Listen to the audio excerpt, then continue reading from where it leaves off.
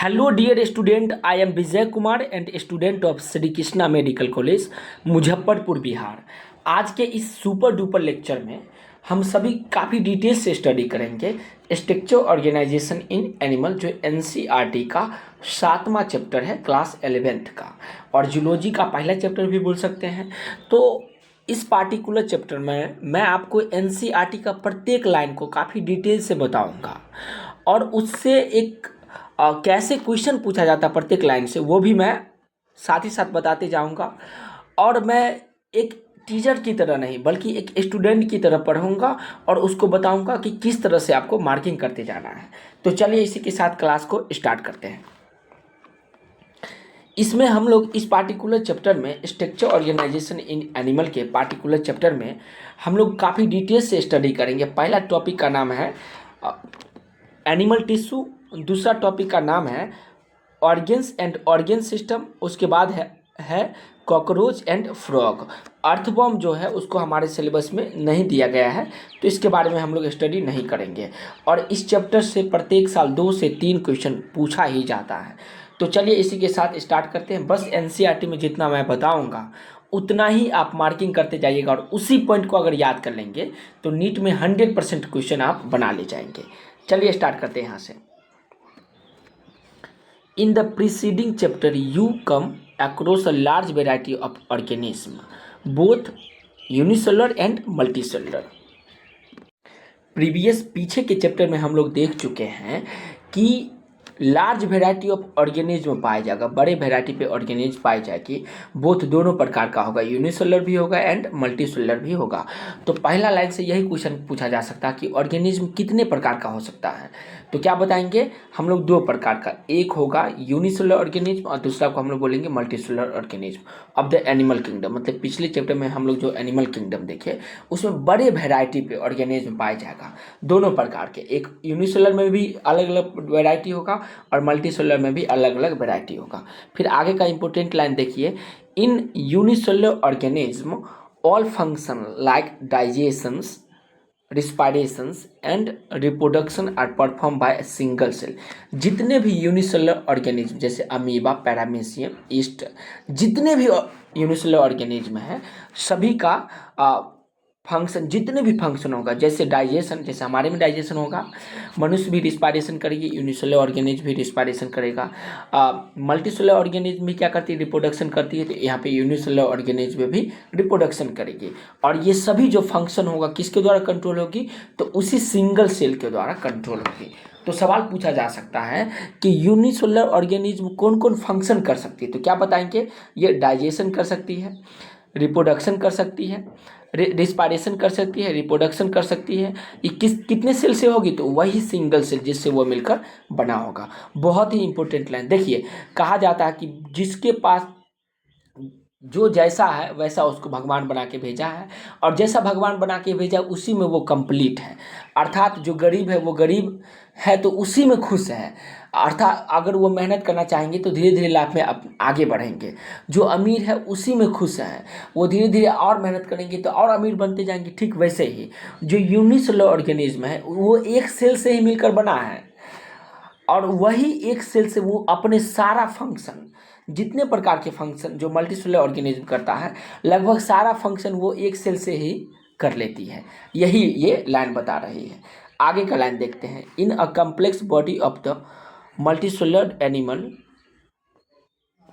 जबकि वहीं पे in complex body of multicellular animal, जितने भी मल्टीसेलुलर ऑर्गेनिज्म है जिसका बॉडी कैसा होगा? कम्प्लेक्स होगा।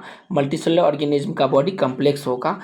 The same basic functions are carried out by different group of cell in a well organise manner. इस लाइन का मतलब समझिए। देखिए, जो भी मल्टीसेलुलर ऑर्गेनिज्म होगा जिसका बॉडी कैसा होगा? तो वेरी कम्प्लेक्स होगी, वो सेम बेसिक फंक्शन परफॉर्म करेगी। जैसे बेसिक फंक्शन में कौन कौन? डाइजेशन, रिस्पायरेशन, रिप्रोडक्शन, ये सारे परफॉर्म करेगी। किसके द्वारा?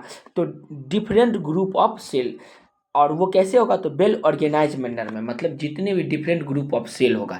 जैसे आपका ही बॉडी देख लीजिए, जैसे हमारा, आपका बॉडी देखिए, हमारा बॉडी देखिए, तो आपका जो हाथ होगा उसका अलग काम है, आपका नाक का अलग काम है, आपके पैर का अलग काम है, आपके डाइजेस्टिव सिस्टम का अलग काम है, रिस्पायरेटरी सिस्टम का अलग काम है, रिप्रोडक्टिव सिस्टम का अलग काम है। तो डिफरेंट ग्रुप ऑफ सेल होगा और वे वेल ऑर्गेनाइज मैनर में, क्या सभी एक दूसरे से कंट्रोल करेगी। जैसे हम लोग श्वास लेते हैं तो अंदर से क्या होता है, वो कंट्रोल होती है नाक के द्वारा। बाहरी स्ट्रक्चर नाक है, उसके द्वारा हम लोग क्या करते हैं, श्वास को ज्ञान करते हैं, वायु को ज्ञान करते हैं, और अंदर क्या करती है, खींचा जाता है, जिसके बारे में काफ़ी डिटेल से हम लोग पढ़ेंगे आगे के चैप्टर में। इसी जूलॉजी के आगे के चैप्टर में हम लोग काफ़ी डिटेल से स्टडी करेंगे, और वहाँ से नीट में सवाल भी पूछा जा चुका है। तो इस लाइन का बस यही मतलब है कि जितने भी मल्टीसेलुलर ऑर्गेनिज्म हैं जिसका बॉडी कैसा होगा, कम्प्लेक्स होगा, वो भी यूनिसेलुलर ऑर्गेनिज्म के जैसा ही बेसिक फंक्शन परफॉर्म करेगी। बस उसमें डिफरेंट टाइप ऑफ क्या होगा, सेल होगा, और वे सभी सेल वेल ऑर्गेनाइज मैनर में, एक दूसरे के ऑर्गेनाइज मैनर में क्या करेगी, वर्क को फॉर्म करेगी। आगे का लाइन देखिए, the body of simple organism like hydra is made of different type of cell and number of cell in each type can be thousands. देखिए बहुत इंपॉर्टेंट लाइन है, body of simple organism, simple organism का जो body, जैसे में जिसका example NCERT दिया है Hydra, is made of different type of cell. ये कितने सेल से मिलकर बना होगा, तो डिफरेंट टाइप ऑफ सेल से मिलकर बना होगा। हाइड्रा जो सिंपल ऑर्गेनिज्म है, इसका body different type of cell से मिलकर बना होगा, और number of cell in each type can be 1000, और नंबर ऑफ सेल क्या होगा, 1000, इसमें नंबर ऑफ सेल होगी हाइड्रा में। प्रत्येक number of cell in each type can be in 1000, number of cell जो होगा प्रत्येक टाइप में 1000 होगी। तो ये बहुत इंपॉर्टेंट लाइन है, इस लाइन को आप याद रखेंगे। The human body is compose of billions of cell to perform various function. और ह्यूमन बॉडी मतलब हमारे बॉडी में, आपकी बॉडी में, बॉडी जो है कितने सेल से मिलकर बना होगा, तो बिलियंसों ऑफ सेल से मिलकर बना होगा, और सभी सेल का फंक्शन क्या है, तो वेरियस अलग अलग फंक्शन है। तो यहाँ से इस लाइन से ये क्वेश्चन पूछा जा सकता है कि ह्यूमन बॉडी जो है वो कितने सेल से मिलकर बना होगा, तो एनसीईआरटी बताती है बिलियंस ऑफ सेल से। क्या सभी का फंक्शन सेम होगा, तो नहीं, सभी का फंक्शन वेरियस फंक्शन होगा, मतलब डिफरेंट डिफरेंट फंक्शन होगा। आगे का लाइन देखिए, how do these cell in body work together, कैसे ये जो सेल हमारे बॉडी का जो बिलियंस ऑफ सेल है कैसे वर्क करती है, एक दूसरे के जुड़ करके कैसे वर्क करती है, यही क्वेश्चन पूछा है NCERT. In multicellular animal, multicellular organic animal में, मल्टीसेलुलर एनिमल में a group of similar cell along with intercellular substance perform a specific functions such an organisation is called tissue. ये टिश्यू का definition है, और इस definition को आप याद रखेंगे, बहुत ही इंपॉर्टेंट है दोस्त। ये देखिए यहाँ से लेकर के ये जो लाइन है, ये लाइन बहुत इंपॉर्टेंट लाइन है, और यहाँ से सवाल पूछा जा चुका है, और आपके कई मॉक टेस्ट में सवाल देखने को मिलेगा आपको। तो देखिएगा, in multicellular organism a group of similar cell, group of similar cell, similar cell का group along with intercellular substance, जिसके बीच क्या होता है, इंटरसेलुलर सब्सटेंस होगा, परफॉर्म स्पेसिफिक फंक्शन, जो कैसे फंक्शन को परफॉर्म करेगी, तो स्पेसिफिक विशिष्ट फंक्शन को परफॉर्म करेगी। Such an organisation is called tissue, इस प्रकार के ऑर्गेनाइजेशन को हम लोग क्या बोलेंगे, टिश्यू बोलेंगे। जैसे सबसे स्मॉलेस्ट जो पार्ट्स होगा हमारे बॉडी के, सबसे स्मॉलेस्ट कण बोल सकते हैं, पार्टिकल्स बोल सकते हैं, उसको हम लोग सेल बोलेंगे। जब सेम टाइप के सेल आपस में मिलती है तो इसका निर्माण करती है, टिश्यू का फॉर्मेशन करती है। और टिश्यू का ये डिफिनेशन था, उम्मीद करते हैं आप ये देख लिए होंगे। तो अभी तक जो पढ़े उसका क्विक रिकैप ले लेते हैं। हम लोग जब एनिमल किंगडम देखे तो उसमें variety of, large variety of organism था, उसमें यूनिसेलुलर भी था और मल्टी सेलुलर भी थी। यूनिसेलुलर ऑर्गेनिज्म जो होगा वो सभी फंक्शन एक सेल से ही करेगी। सभी फंक्शन में कौन कौन, तो डाइजेशन, रिस्पायरेशन एंड रिप्रोडक्शन सभी एक सेल से ही करेगी। जबकि मल्टी सेलुलर ऑर्गेनिज्म जिसका बॉडी का ऑर्गेनाइजेशन कैसा होगा, तो बोलेंगे कम्प्लेक्स बॉडी ऑर्गेनाइजेशन होगा। वो सभी फंक्शन अलग अलग डिफरेंट ग्रुप ऑफ सेल से वेल ऑर्गेनाइज में करवाएगी। उसके बाद है सिंपल ऑर्गेनिज्म, जैसे Hydra different type of cell से मिलकर बना होगा। उसके बाद ह्यूमन्स बींग्स जो होगा, ह्यूमन बिलियंस ऑफ सेल से मिलकर बना होगा और उसका वेरियस फंक्शन होगा। ये भी देख लिए थे। मल्टी सेलुलर ऑर्गेनिज्म जो होता है ग्रुप ऑफ सिमिलर सेल जिसमें क्या होगा, एलोंग विथ इंटरसेलुलर सब्सटेंस होगी और परफॉर्म करेगी कैसा फंक्शन, स्पेसिफिक फंक्शन।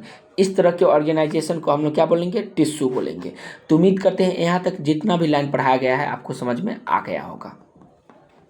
आगे का इम्पोर्टेंट लाइन देखिए, यहाँ से देखेंगे, you may be surprise to know that all complex animal consist of में ओनली 4 टाइप ऑफ टिश्यू। ये जान करके आप सरप्राइज हो जाएंगे, आश्चर्यचकित हो जाएंगे कि जितने भी ऑल कम्प्लेक्स ऑर्गेनिज्म है, जितने भी कम्प्लेक्स एनिमल है, सभी केवल 4 प्रकार के 4 टाइप्स ऑफ टिश्यू से मिलकर बना होगा। केवल 4 टाइप के टिश्यू से जितने भी दुनिया में आप अपने आसपास में, या आंख बंद कीजिए और सोचिए, जितने प्रकार के कम्प्लेक्स ऑर्गेनिज्म आप सोच पा रहे हैं, सभी केवल 4 प्रकार के टिश्यू से मिलकर बना होगा। बेसिक टाइप ऑफ टिश्यू से मिलकर बना होगा। This tissue are organise in specific proportion and pattern to form and organ like stomach, lungs, heart and kidney. ये जितने भी 4 प्रकार के टिश्यू हैं, ये ऑर्गेनाइज इन स्पेसिफिक प्रोपोर्शन, और स्पेसिफिक प्रोपोर्शन में क्या करेगी, ऑर्गेनाइज करेगी, और इसका पैटर्न भी स्पेसिफिक होगा और फॉर्म करेगा अलग अलग ऑर्गन, जैसे में स्टोमक का फॉर्मेशन करेगा, लंग्स का फॉर्मेशन करेगा, हार्ट का फॉर्मेशन करेगा और किडनी का फॉर्मेशन करेगा। या हमारे बॉडी में जितने भी प्रकार के, जितने टाइप के ऑर्गन हैं, सभी का क्या करेगी, ये फॉर्मेशन करेगी केवल 4 प्रकार के ही टिश्यू। 4 प्रकार के बेसिक टिश्यू है, यही फॉर्म करेगी। When 2 or more organ perform a common functions by their physicals and chemical interactions, they together form organ systems, जैसे digestive system, respiratory system, etc। Reproductive system भी होगा। इस लाइन का मीनिंग समझिए, देखिए, व्हेन 2 और मोर ऑर्गन, जब 2 या 2 से अधिक organ perform a common function, जब 2 या 2 से अधिक ऑर्गन क्या करेगी, कॉमन फंक्शन को परफॉर्म करेगी bye their physical and chemical interaction, जब उसका फिजिकल और केमिकल इंटरेक्शन होगा। इसका मीनिंग बहुत इंपॉर्टेंट है, समझेंगे। देखिए, जब 2 या 2 से अधिक ऑर्गन क्या होगा, परफॉर्म करेगी कैसा फंक्शन, तो केमिकल फंक्शन। कॉमन फंक्शन किसके इंटरेक्शन के कारण, तो या तो फिजिकल इंटरेक्शन होगा, फिजिकली एक दूसरे से इंटरेक्ट करेगी, या केमिकली इंटरेक्ट करेगी, तो इसके कारण वो कॉमन फंक्शन को क्या करेगी, फॉर्म करेगी। और ये दे टुगेदर फॉर्म ऑर्गन सिस्टम, और ये आपस में मिलकर के किसका निर्माण करेगी, ऑर्गन सिस्टम का। जैसे डाइजेस्टिव सिस्टम देख लीजिए, तो हमारे बॉडी का 2 या 2 से अधिक ऑर्गन डाइजेस्टिव सिस्टम में क्या करती है, मिलती है, और उसका कॉमन फंक्शन होता है, डाइजेशन का काम करेगी। कॉमन फंक्शन मतलब क्या, डाइजेशन का काम करेगी, या तो वो फिजिकली इंटरेक्ट करेगी या केमिकली इंटरेक्ट करेगी। उसका रिप्रोडक्टिव सिस्टम में देखिए, वहाँ भी 2 या 2 से अधिक ऑर्गन क्या करती है, आपस में कॉमन फंक्शन दिखाती है, आपस में फिजिकली इंटरेक्ट करती है, केमिकली इंटरेक्ट करती है, और आपस में कॉमन फंक्शन को दिखाती है। उसके बाद रिस्पायरेटरी सिस्टम में भी कुछ इसी तरह से होगा। हमारा जो रिस्पायरेटरी सिस्टम है, इसमें भी 2 या 2 से अधिक ऑर्गन आपस में कॉमन फंक्शन, आपस में फिजिकली और केमिकली इंटरेक्ट करके और कॉमन फंक्शन दिखाती है। तो ये लाइन का मतलब उम्मीद करते समझ में आ गया होगा। एक बार फिर से देखिए 2 या 2 से अधिक ऑर्गन जब फिजिकली और केमिकली इंटरेक्ट करेगी तो कैसा फंक्शन परफॉर्म करेगी, कॉमन फंक्शन। जिसका कुछ एग्जाम्पल क्या है, तो डाइजेस्टिव सिस्टम उसका एग्जाम्पल है, उसके बाद रिस्पायरेटरी सिस्टम एग्जाम्पल है, रिप्रोडक्टिव सिस्टम भी एग्जाम्पल होगा, अलग अलग प्रकार के सिस्टम होगा जो उसका एग्जाम्पल होगा। आगे का लाइन देखिए, cell, tissue, organ and organ system split up work in a way that exhibit division of labor and contribute to survival of the body as a whole। बहुत इंपॉर्टेंट लाइन है, देखिए, जितने भी cell होगा, tissue होगा, organ होगा या organ system होगा, सबका स्प्लिट अप वर्क, सबका अलग अलग वर्क है और एग्जीक्यूट करेगी डिवीजन ऑफ लेबर, सबका काम का बंटवारा अलग अलग होता है। And contribute the survival of body as whole, और जिसके कारण कंट्रीब्यूशन होता है बॉडी, पूरे बॉडी के सर्वाइवल में कंट्रीब्यूशन करती है। जो सेल होगा, टिश्यू होगा, ऑर्गेन होगा और ऑर्गेन सिस्टम होगा, सभी का डिवीजन ऑफ लेबर मतलब काम का बंटवारा अलग अलग है और जिसके कारण पूरे बॉडी क्या करती है, कंट्रोल होती है। तो उम्मीद करते हैं ये भी लाइन आपको समझ में आ गया होगा। बस ऐसे ही एनसीईआरटी पढ़ते जाइए और जो लाइन मैं आपको बता दूं बस उस लाइन को आप याद करते जाएंगे, उतना ही याद कीजिए।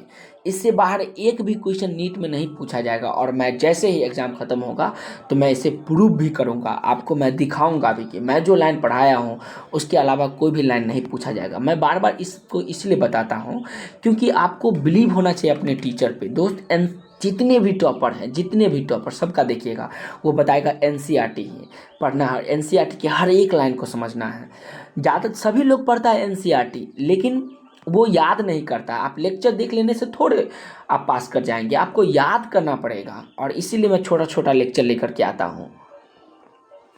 अभी हम लोग देख रहे थे इंट्रोडक्शन पार्ट, अब हम लोग देखेंगे मेन चैप्टर का फर्स्ट पार्ट, एनिमल टिश्यू के बारे में काफ़ी डिटेल से स्टडी करेंगे। तो चलिए यहाँ से देखना स्टार्ट कीजिए। The structure of the cell vary according to their function. देखिए फंक्शन के आधार पे सेल का स्ट्रक्चर क्या होता है, चेंज होता है। जैसे मान लीजिए आपका नाक का स्ट्रक्चर अलग है, कान का स्ट्रक्चर अलग है, बॉडी के हर पार्ट का स्ट्रक्चर क्या अलग है। क्यों? क्योंकि उसका फंक्शन भी अलग अलग है। स्ट्रक्चर अलग अलग क्यों है? क्योंकि उसका फंक्शन भी अलग अलग है। तो बहुत ही इंपॉर्टेंट लाइन है। स्ट्रक्चर ऑफ सेल, सेल का जो स्ट्रक्चर होगा वो वेरी करेगी किसके आधार पे, उसके फंक्शन के आधार पे।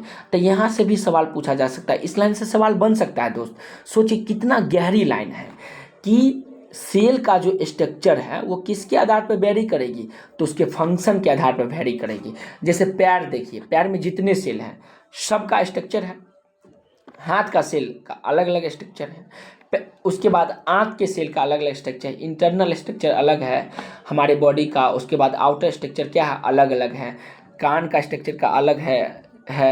क्यों? क्योंकि सबका फंक्शन अलग अलग है, इसीलिए बॉडी के हर एक पार्ट का स्ट्रक्चर भी लगभग अलग ही है। Therefore the tissue as different and broadly classified into 4 type. इसीलिए टिश्यू को कितने टाइप में बांटा गया, 4 टाइप में। पहला टाइप है एपिथेलियल टिश्यू जो पढ़ेंगे काफ़ी डिटेल से, फिर कनेक्टिव टिश्यू पढ़ेंगे, मस्कुलर टिश्यू पढ़ेंगे और न्यूरल टिश्यू पढ़ेंगे। तो बस इतना आप याद कर लेंगे कि टिश्यू कितने प्रकार का होगा, हमारे सिलेबस में दी गई है तो केवल 4 प्रकार का। एपिथेलियल टिश्यू है, फिर उसके बाद कनेक्टिव टिश्यू है, मस्कुलर टिश्यू है एंड न्यूरल टिश्यू है। ये जो सेल है इसका स्ट्रक्चर किसके आधार पर वेरी करती है, सवाल पूछा जाएगा तो क्या बताएंगे, उसके फंक्शन के आधार पर वेरी करती है। टोटल कितने प्रकार का टिश्यू हमारे सिलेबस में दिया गया है, तो टोटल 4 प्रकार का टिश्यू दिया गया है। सबका नाम मेरे साथ बोलिए, तो मैं आपको ही बोल रहा हूँ। पहला क्या है, बिल्कुल सही, एपिथेलियल टिश्यू, दूसरा कनेक्टिव टिश्यू, तीसरा मस्कुलर टिश्यू एंड चौथा न्यूरल टिश्यू है। तो उम्मीद करते हैं यहाँ तक आपको समझ में आ गया होगा। तो आज की क्लास में जो भी पढ़े थे उसका एक बार क्विक रिकैप ले लेते हैं। हम लोग structure organisation in animal start किए, जिसमें हम लोग देखिए एनिमल किंगडम में लार्ज ऑर्गेनिज्म पाया जाएगा जो दोनों प्रकार का होगा, या तो यूनिसेलुलर हो सकती है या मल्टीसेलुलर होगा। यूनिसेलुलर जो ऑर्गेनिज्म होगा वो केवल एक सेल से ही सभी प्रकार के फंक्शन जैसे डाइजेशन, रिस्पायरेशन, रिप्रोडक्शन ये सारा फंक्शन करेगी, जबकि कॉम्प्लेक्स बॉडी जैसे मल्टीसेलुलर ऑर्गेनिज्म का होगा वो भी same basic function different type of cell से वेल ऑर्गेनाइज मैनर में करवाएगी। उसके बाद हम लोग देखें सिंपल ऑर्गेनिज्म जैसे हाइड्रा में जो था वो डिफरेंट टाइप ऑफ सेल था और थाउजेंड्स टाइप उसमें पाया जाएगा। उसके बाद human body billions of cell से मिलकर बना होगा जिसका वेरियस फंक्शन होगा। उसके बाद बॉडी जो होगा आपस में क्या करेगी, जितने भी सेल जो होगा आपस में एक दूसरे से इंटरेक्ट करके एक दूसरे को साथ दे करके फंक्शन करवाएगी। जैसे मल्टीसेलुलर ऑर्गेनिज्म में होगा, ठीक है। यूनिसेलुलर में तो एक ही सेल सभी फंक्शन करेगी, लेकिन मल्टीसेलुलर ऑर्गेनिज्म में जितने भी मल्टीसेलुलर ऑर्गेनिज्म होगा उसमें क्या होती है, सभी सेल आपस में मिल करके एक दूसरे से कोऑर्डिनेटेड क्या करती, फंक्शन करती हैं। ग्रुप ऑफ सिमिलर सेल का ग्रुप, और इंटरेक्ट करेगी क्या, इंटरसेलुलर सब्सटेंस होगा, परफॉर्म करेगी स्पेसिफिक फंक्शन। इस प्रकार के ऑर्गेनाइजेशन को हम लोग क्या बोले, टिश्यू बोले थे, जो हम लोग देख लिए। उसके बाद हम लोग देखिए ये जो इंपॉर्टेंट लाइन है वो देखिए, when 2 or more organ perform common function, जब 2 या 2 से अधिक ऑर्गेन क्या करेगी, कॉमन फंक्शन को परफॉर्म करेगी, और किसके आधार पे, तो फिजिकल एंड केमिकल इंटरेक्शन होगा, और ये ऑर्गेन सिस्टम का निर्माण करेगी, जैसे digestive system, reproductive system, respiratory system, reproductive system, जितने भी प्रकार के ऑर्गेन सिस्टम है वो क्या करेगा, उसमें 2 या 2 से अधिक ऑर्गन होगा, वो कॉमन फंक्शन को क्या करेगी, परफॉर्म करेगी, किसके इंटरेक्शन के कारण, तो फिजिकल और केमिकल इंटरेक्शन के कारण। उसके बाद हम लोग देखें एनिमल टिश्यू। एनिमल टिश्यू भी कितने प्रकार का होगा, किसके आधार पे, देखिए फंक्शन के आधार पे सेल का स्ट्रक्चर बदलती है, और उसको टिश्यू को ब्रॉडली कितने पार्ट में बांटा गया, 4 पार्ट में। पहला का क्या नाम था, एपिथेलियल टिश्यू, दूसरा कनेक्टिव टिश्यू, फिर तीसरा मस्कुलर टिश्यू, एंड चौथा न्यूरल टिश्यू। ये सब के बारे में काफ़ी डिटेल से आगे आने वाला लेक्चर में स्टडी करेंगे। तो उम्मीद करते हैं दोस्त आज की क्लास में जो भी बातें आपको बताया गया होगा समझ में आ गई होगी। फिर भी यदि कोई प्रॉब्लम हो तो आप कमेंट में बता सकते हैं। और मैं एक नया स्टार्ट कर रहा हूँ कि इस चैप्टर से जो भी क्वेश्चन नीट में पूछा जा चुका, 2-2 3-3 क्वेश्चन मैं दूंगा, और प्रत्येक क्वेश्चन का आंसर आप कमेंट में बताएंगे। तो चलिए मैं आपको क्वेश्चन दिखा दूँ। चलिए दोस्तों क्वेश्चन देख लीजिए, प्रीवियस ईयर 2020 का ये क्वेश्चन है। एनिमल टिश्यू से cuboidal epithelium with brush border of microvilli is found in, किस किस में पाया जाएगा, पहला क्वेश्चन था, इसका आंसर आप कमेंट में बताएंगे। दूसरा क्वेश्चन देखिए जो 2020 में पूछा गया है, goblet cell of alimentary canal are modified form of, किसके मॉडिफाइड फॉर्मेट होगा, गॉबलेट एलिमेंट्री कैनाल का गॉबलेट सेल, तो ये भी पूछा गया है। फिर उसके बाद देखिए आगे का क्वेश्चन है, ये भी नीट में पूछा गया है, the ciliated epithelium cell are required to move particles or mucus in a specific direction in humans, this cell are mainly present in, ये सेल जो होगा मेनली कहाँ पाया जाएगा, तो दिया गया है ऑप्शन। और ये 3 जो क्वेश्चन है, इस तीनों क्वेश्चन का आंसर आप कमेंट में बता सकते हैं, और आप इसका एक्सप्लानेशन, डिटेल एक्सप्लानेशन चाहते हैं तो वो भी कमेंट में बताइएगा। और वीडियो अच्छा लगा तो लाइक कीजिए और चैनल को सब्सक्राइब कीजिए। धन्यवाद दोस्तों।